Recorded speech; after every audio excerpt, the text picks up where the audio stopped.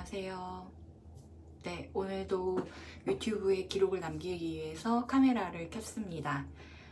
지금 시간은 저녁 9시예요. 6월 6일 천충일 저녁 9시입니다. 오늘은 토요일이라서 좀 하루 일과를 좀 느리게 시작을 했어요. 원래 그러니까 오늘 새벽 1시쯤에 퇴근을 해서 오늘 8시쯤에 눈을 떠서 운동을 갔다가 빨리 작업실에 와야 되겠다라고 생각을 했는데 생각보다 좀 다시 잠이 들고 뭐 그래가지고 조금 늦게 침대에서 몸을 일으켜서 저녁 6시쯤에야 돼서야 헬스장에 가서 2시간 정도 운동을 하고 지금 작업실에 왔습니다. 네. 작업을 본격적으로 시작하기 전에 기록을 남겨놓는 게 좋겠다는 생각이 들어서 먼저 카메라를 켜게 됐어요. 오늘 제가 남길 이야기는 어제 제가 그 심리상담 센터에 다녀왔어요. 제가 예술인복지재단에 예술인으로 등록을 해서 예술인 패스를 갖게 되었거든요. 그래서 그런 예술인들을 대상으로 이제 예술인복지재단에서 10회 정도 무료로 상담을 해주는 그런 프로그램을 진행하고 있어서 이제 광주에도 두 군데 심리 상담을 받을 수 있는 곳이 있습니다. 그래서 우리가 흔히 보는 텔레비전에서 어떤 문제가 있을 때 굉장히 뭐 다양한 검사를 하잖아요. 뭐 인지 검사라든지 그림을 그려본다라든지 자가 테스트 이런 것들을 표기를 해서 이제 최종적으로 심리 상태가 어떤지에 대해서 검사를 하는 그런 장면들 많이 보셨을 거예요. 저도 간단한 심리 검사인 줄 알았는데 사실은 2~3시간에 걸쳐서 심리 검사를 했어요. 그래서 5월달 하반기에 그곳에 가서 1시간 정도 왜 심리 상담 프로그램을 신청했는지에 대해서 선생님과 상담을 하고 2시간 반, 약 3시간에 걸쳐서 그 심리 검사지를 작성을 했어요. 그래서 굉장히 다양한 것들을 했는데 우리가 뭐 그런 데칼코마니 같은 그런 작업들 많이 하잖아요. 어렸을 때. 그래서 데칼코마니처럼 생긴 그런 사진을 보여주고 이게 뭐처럼 보이는지에 대해서 이야기하라고도 하고 또 어떤 그림을 보여주고 그 그림을 보이는 대로 그리라는 이야기를 하기도 하고요. 그리고 숫자를 여러 개를 불러주고 그 숫자를 그대로 말을 하게 한다거나 그 숫자를 거꾸로 부르도록 한다거나 하는 그런 검사들, 그리고 다양한 카드를 놓고 그 카드의 사건의 순서대로 배열하는 그런 검사들도 진행했습니다. 그래서 굉장히 다양한 검사들을 진행해서 저는 좀 빨리 끝난 편인데 선생님과 함께하는 검사는 2시간에서 2시간 반 정도 걸렸고요. 저 혼자 자가로 이렇게 문진하듯이 이렇게 표시를 하는 것은 한 30분 안 걸렸던 것 같은데 10분에서 15분 정도 걸렸습니다. 그래서 그 결과를 어저께 이제 그 심리상담 센터에 가서 결과에 대한 해석을 들었어요. 굉장히 충격적인 그런 결과가 나와서 저도 놀라고 또 상담 선생님도 굉장히 놀랐습니다. 네. 제가 굉장히 좀 마음이 많이 안정됐고 괜찮다고 생각했는데 제 안에 그런 다양한 트라우마도 있고요. 트라우마도 있고 또 평소에 작업을 하면서 생긴 그런 남들이 하지 않는 그런 경험들 때문에 제가 겪게 되는 얻게 된 좀 특이한 경험들로 생긴 그런 증상들도 있더라고요. 그래서 선생님께서 굉장히 깜짝 놀라서 왜 이런 그림을 그리게 되었느냐. 사실은 뭐 이 결과를 받아보고 자신을 시험하기 위해서 이 프로그램이 제대로 진행되는 것인지 시험하기 위해서 혹시 이렇게 작성했는지까지도 의심을 하셨대요. 네. 그래서 저는 굉장히 있는 그대로 작성을 했거든요. 좀 빠르게 진행하긴 했지만 정말 있는 그대로 성심성의껏 그렇게 문진표를 작성을 하고 이제 그 테스트에 임했던 건데,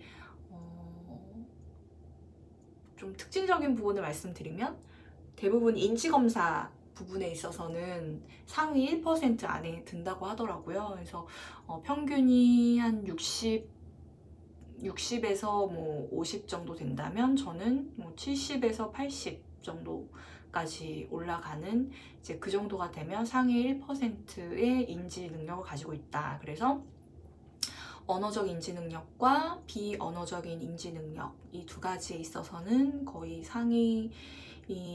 상위권에, 굉장히 그 극소수 상위권에 드는 그런 특징을 보였는데, 그 밖의 것들을 보는 것에 의해서는 보통 사람들에게서 찾아볼 수 없는 굉장히 특이한 경험을 했거나, 또는 굉장히 창의적인 사람의 머릿속에서만 나올 수 있는 그런 결과였어요. 근데 그게 이제 창의적이라는 것도 좀 좋게 해석할 수도 있는 거고 나쁘게 해석할 수도 있는 것인데, 어쨌든 저는 다른 사람들이 갖지 않은 좀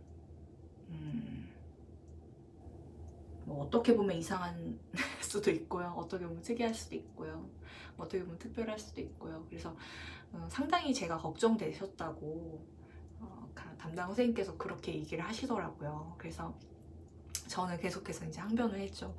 제가 심리 상태가 굉장히 안정되어서 찾아온 거다. 그래서 이제 저는 지금까지의 삶을 뒤돌아보고 앞으로 40 이후의 삶을 이제 잘 살아가기 위해서 제 심리나 뭐 마음이나 이런 것들을 한번 정리하고 가기 위해서 찾아온 것이다 라고 처음에 이야기를 드렸고, 이제 정말로 그 목적으로 어떤 제가 문제를 많이 느껴서 찾아간 건 아니었어요. 그런데 제가 실제로는 일상생활을 살아가는 데 있어서 다른 사람과는 상당히 다른 방식으로 생각하고 사고하고 받아들이고 있다는 것을 알게 되었습니다.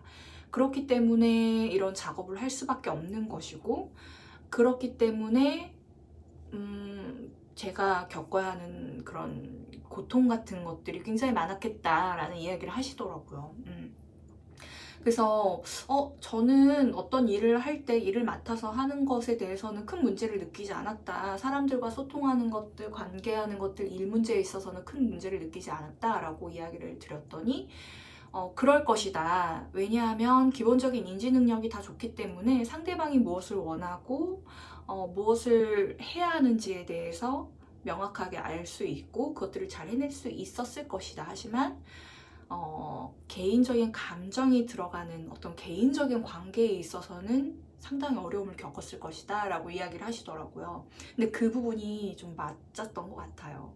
그래서 제가 일로서 만나는 관계에 있어서는 상당히 좋은 관계를 많이 유지를 했지만, 어떤 연인 관계에 있어서라든지 아니면 뭐 가족 관계에 있어서라든지 그런 부분들은 좀 많이 취약했다고 볼 수 있죠. 네. 그래서 이제 그런 부분들을 깊이 있게 이야기하진 않았지만 그 원인이 아마도 어렸을 때의 트라우마일 것이다. 부모님과의 갈등일 것이다. 그런 이야기를 하셨어요. 그래서 그 이야기를 차차 좀 풀어갔으면 좋겠다라고 이야기를 하셨습니다. 그래서 상당히 충격적인 결과였어요. 네. 네. 그래서 위험할 수도 있는 그런 뭐 포트폴리오 상태로만 보면 상당히 위험한 단계까지 와 있다 라고 이야기를 하시더라고요. 네. 그래서 저는 굉장히 건강하고 괜찮다고 생각했는데 상당히 의외였던 그런 결과였습니다. 네. 그 이야기를 오늘은 좀 남겨보고 싶었고요. 그리고 오늘은 포트폴리오, 오늘은 그 시놉시스 작업을 어느 정도 기본 토대를 마련해 놓고 가야 될 것 같아요. 저는 이 상담을 받으면서 일어나는 일들을 좀 기록을 하려고 하거든요. 그래서 앞으로 그 상담을 통해서 제가 변화되어가는 과정들, 그런 것들을 기록을 할 예정이니까 그런 기록들도 여러분들과 함께 나누면 좋을 것 같아요. 왜냐하면 제 지금 상태가 그냥 자연인의 상태뿐만이 아니라 작업을 하면서 나타나는 다양한 그 상태들이 좀 다양하게 복합적인 문제로 이렇게 작용을 하고 있는 거더라고요. 그래서 저만의 문제는 아닐 것 같아요. 이렇게 작업을 하면서 살아가는 사람들, 그리고 자기만의 세계가 확고한 사람들, 그 사람들과 함께 이야기를 나누고 스토리를 나눠가면서 앞으로 제가 성장하고 변화되어가는 과정들을 공유를 하면 좋을 것 같다라는 생각이 듭니다. 오늘 이야기는 여기까지 하도록 할게요. 벌써 11분이 지나가지고 네, 그러면 이제 오늘의 작업을 시작하도록 하겠습니다. 안녕.